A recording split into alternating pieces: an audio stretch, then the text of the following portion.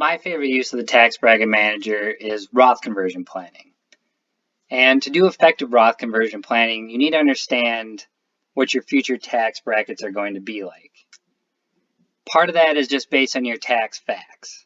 So as I said earlier, to change your tax, you need to change your facts. And first of all, to change your facts, you actually need to understand them.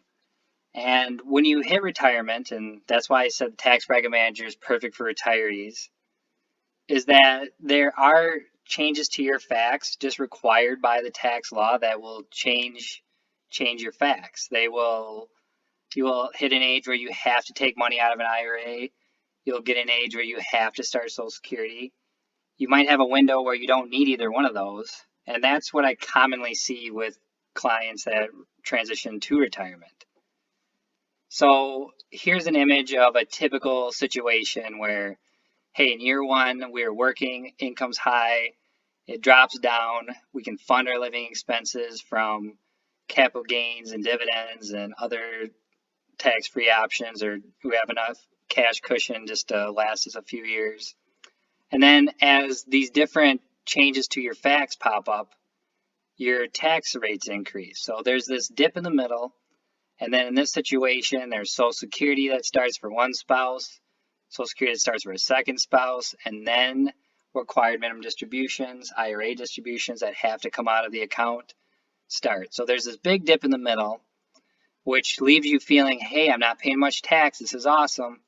The problem is it's a trade-off for paying higher tax later. So the goal is to smooth these out, these peaks and valleys out, and pay less tax over a lifetime.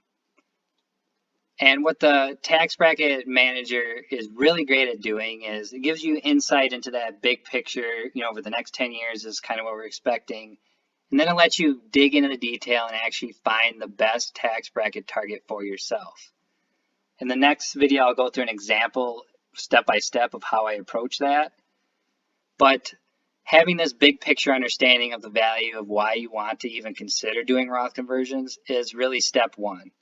And then step two is finding that target and really playing around with the numbers and saying, hey, does this target Roth conversion make sense based on what I expect my tax rate to be in the future? There's a sense of unknowability here. The future truly is unknowable.